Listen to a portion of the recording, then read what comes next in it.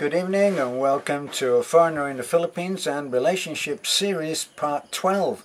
Who would have thought it could go to Part 12, but then whenever you get two people together, things get complicated, don't they? I always used to think that Captain Kirk in Star Trek I should say, had it all wrong.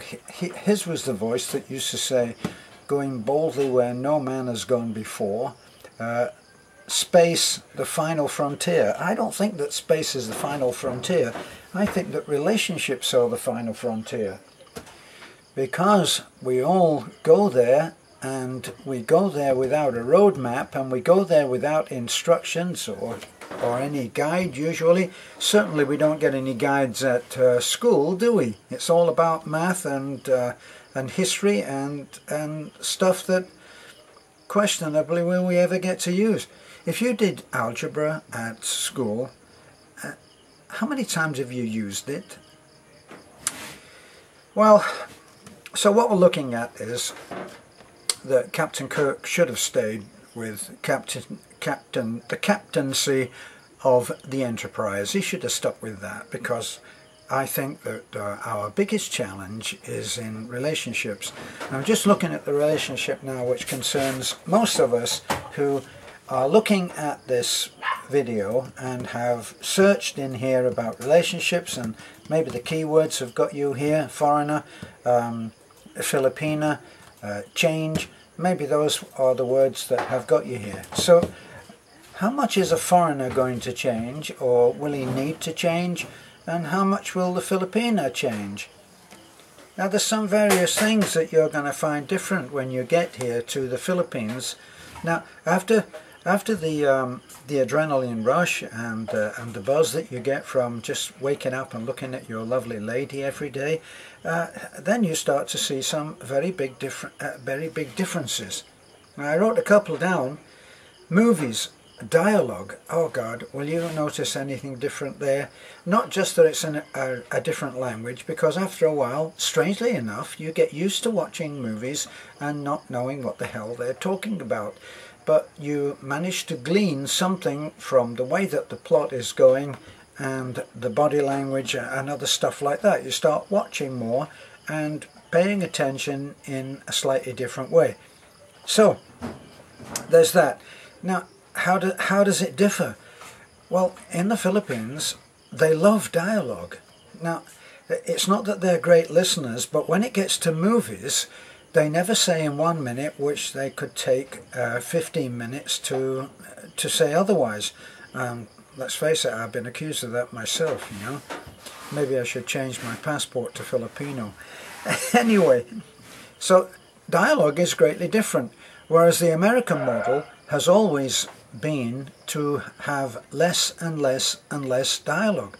Very, very tight text that they have to deliver. Probably in America, in a typical movie scene, somebody answers the phone and they wouldn't even say hello. They'd just pick up the phone and somebody would talk on the other end and they say, "Yeah, okay, well, so what happened? Right, good." And then they put the phone down. And it's only because you've been following the plot that you know what the hell is going on, or maybe you're not supposed to know.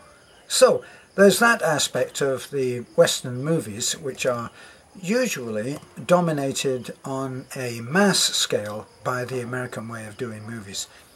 Now what else? Food and diet. Now food as opposed to diet. Now I'm not talking now about how you diet in order to get thin. I'm talking about the content of what you choose to eat. And a healthy diet is very often not on the menu.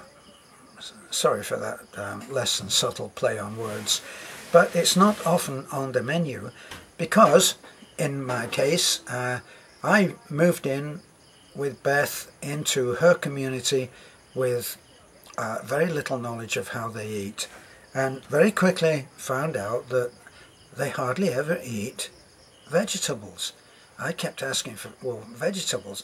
Finally, we managed to get cabbage on the menu. Now, can you get somebody somebody wrote and said, gosh, I would just love to have a good salad. Well, the only time that I've ever found anything on the menu that is to do with salad is cucumber, which, wouldn't you know it, Murphy strikes again, I hate cucumber. So these are things that you have to get used to. And that's not the same as food, because you'll have plenty of food, but mainly it will be rice. So you're going to get up in the morning and you're going to say, oh, I'm feeling very psychic this morning. I wonder what's on the menu. Bing! Rice. And you know, you will be right. So, you've got to get used to that. Now, the other question is, how special is her community? How special is the community that she lives in? Now Beth, and now myself, has come from a hilltop farming community, and they live a special kind of life. There is no question about this in my mind, having lived that special kind of life. For instance, it took Nanai 48 years and the coming of this particular foreigner to get a pump on the well, a new well dug, and water to guess. Amazingly, she actually had a faucet in her kitchen. I actually have a photograph of Nanai drawing the first water when she turned the faucet on, and that was after 48 years. Now just imagine, she came here when she was about, I think, either 15 or 16. She had her first child, the first of 10 children, at just going on 17, and they were pretty much every 12 months after that, and she had 10 children. Beth was the baby, and as a result, Beth is really has always been allowed to do pretty much as she wants, but then she has been the stalwart provider within Nanai's family. I say Nanai's family because once everybody leaves, then it becomes the mother. It becomes all about the mother. In our life right now, it's Nanai is the main force. She is the power of the family. She's the head of the family. Now, pay attention that Nanai means mother. It doesn't mean my mother or your mother, but Nanai is called Mother Nanai by everyone who knows her. She is Nanai. In other words, it's as if she is everybody's mother. And got to say that, wow, I really lucked out when I landed in this family, and I'm very happy to be here. So, how special is her community? Well, she has lots of different things that she does. She has a garden, which is wild, but when anything goes wrong, she goes out into the yard and she picks malunggay leaves, and she mixes those in and makes a soup and all kinds of other things. I remember a little while ago, I got an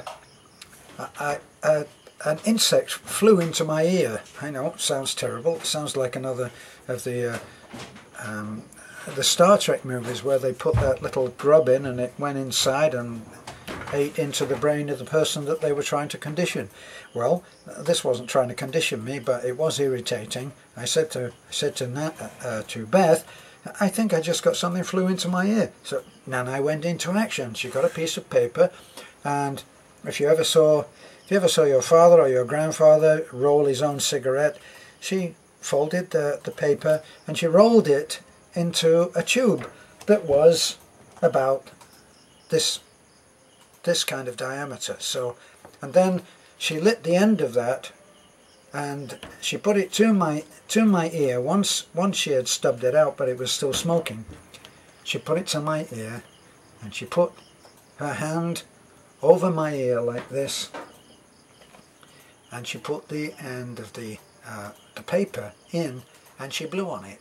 So she went, and then she put her hand over my ear and she blocked it, I guess, and eventually that insect whatever it was, a little bug or a fly or something, decided that it wasn't so comfortable in there if they were going to be smoking all the time. And they went off to find a non-smoking ear. So these are different ways of looking at things. They don't go to sleep with the wet hair. You're not allowed to go to sleep with your glasses on. And the other thing is as well, I used to go like this. I wonder what's happening there. And that was my, maybe that was my being impatient look. But if I do that now, Beth gets my hand and takes it away. So don't do that. It's very unlucky. Now, I don't know why why should that be unlucky? And of course, all of these things, you will be perplexed, to say the least, and wonder, well, why? Now, when we go out, we unplug every single electric appliance. And then when we come back in, we have to plug them all back in again. And even my friend Brian said, does that happen to you? And I said, yes. And he said, well, I tried to get an answer. I can't get an answer. And the answer is, when I asked Beth, I asked her today actually, well, what's the reason? Just tell me the reason so that I can understand. Well, read up about electricity. There's still electricity in there. Unfortunately, I don't know enough about electricity to either agree or deny. So, there you are. How special is the community that you're moving to? Now, the other thing is, how special is yours? What kind of a community life, what kind of a society? And let's face it, there's the Western society, and then there's your little society. Maybe you're in a society of avid cars, where everybody has a car and everybody talks about the overhead cam and the underhead exhaust or whatever it is, you know, how to adjust the tappets and stuff like that. And maybe that's your little society. I used to have a friend who, I was very good friends with her. She was an artist, but her husband was a motorcycle enthusiast who, he knew everything. It seemed to me he knew everything about motorcycles. Had fat boys and, for all I know, thin boys in the Harley Davidson thing. He had a beautiful beautiful BMW, which, as a piece of art, I absolutely loved. His garage was air conditioned, and we never really became friends because I didn't speak motorcycle. You see, so his society didn't admit anyone from my society. And so it depends how special is yours. I mean, you might be a Mormon, you might be a Muslim, you might be, and don't laugh at this, you might be Amish. Now, I say Amish because someone we know got a response on her Facebook page, and she ended up meeting and being well, virtually married to this man, and anytime soon, I think, and he's from the Amish society. So it depends how special your sense of community is and how you've been brought up to hers. And then you both will have to change. But here's the crux. You're the foreigner. You're the one that came here. And, you know, it may well be that it's suggested to you, well, nobody invited you here, you came. That's always a tough one, okay? But as long as it doesn't go to the point where they say, why don't you go back to where you come from, then you're doing okay. But how special is your sense of society, and how special is hers, and how much change are you both willing to do to meet in the middle? And meeting in the middle is not taking 50-50. No, that doesn't work. You have to take 100% of the responsibility of change, and she has to take 100%, and that 200% when put together adds up to just 100%. Funny little bit of relationship maths there. So you are the foreigner, she is at home. So I always knew when I suggested to Beth that we should come and live on Bohol. Now right then, as I've said many times, you're bored to death with hearing this, but I don't care. I said that, you know, maybe we should go there, and if we can live cheaply, we can save some money and go off to Panama. I'd never been to Panama, but I'd read about it, and it seemed like it was a great place. Then I came to Bohol, and I realised that Bohol was a great place, and that there was a great family waiting to welcome me here, and that's what we ended up doing. We made our family, initially we made our family our mission of help, and then gradually other people came to us and asked for help, and Pastor Timio revealed to us very, very special cases, hardship cases where they needed help, and we moved in, and the rest is history from a year ago. So there's a lot of change. The emphasis is on change, and unless you're going to be a little bit dumb about it, you'll realize that you are probably going to have to change the most. Now, whenever I go to any of the expat sites, I never see this. I never see this emphasis that the expat will be the one to change the most, but it is inevitable. And the successful marriages that I see, and I've seen great love affairs, great marriages, I've seen them, and it usually comes from the foreigner being able to change the most, because work it out, all that your wife has to change for is you. Now, what do you have to change for? Well, you have to change as soon as you put your foot out the door, because the first person you meet and the last person you say goodbye to is going to be, guess what? A Filipino. So if you don't like Philippines and Philippine culture, the next question that's begged is, why are you here? What the heck are you doing here? So you're going to have to change the most. You're going to have to change how you talk to the next person you meet when you're not with your wife. And the next person that you meet will do their best to speak in English, but you will have to do your best to understand what they're saying. You'll have shops to go to, you'll have change, you'll have money to handle, you'll have to work out whether something is worth what you're being charged. For instance, when I had a breakdown with Little Red, we went and bought the part, and look at this, I bought a suspension arm, which was, you know, a stamped out steel piece of machinery. It had done something and made something and put a ball joint on it and all of that, and it cost 350 pesos. We needed an extra hole drilled, so I didn't have one that was that big for steel, so I went down to well, I'm stumbling here. I went down to the store and I bought a drill bit that would drill the hole that we needed, and it cost 360. One, you've got this suspension arm with all that means, and the other is just a drill bit. So sometimes it takes a little bit of changing to be able to get used to working out what the worth of something is. And a friend of mine suggested that, well, maybe the reason for the differences is that one may be imported and what in the Philippines they call original, and the other may not. It may be something that's made in the Philippines and is churned out fairly cheaply. So you've got a lot of changing to do.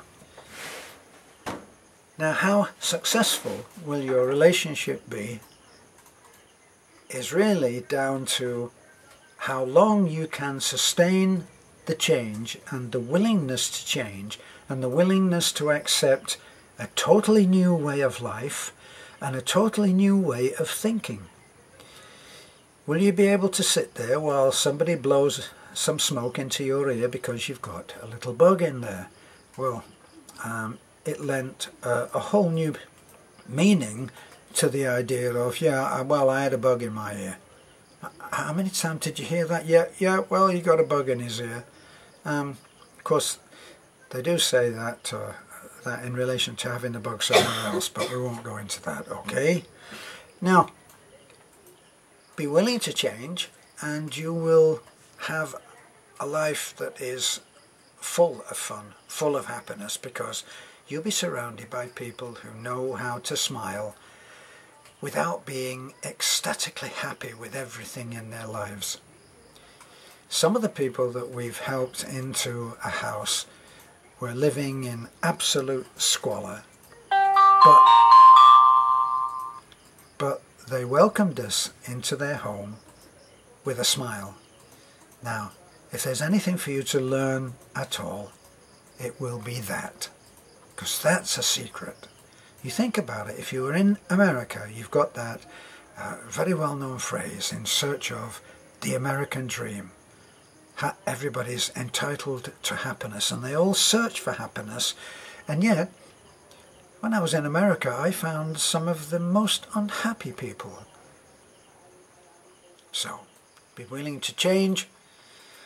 Thanks for looking in. This is a foreigner in the Philippines. Don't forget to like, comment, subscribe, by the way.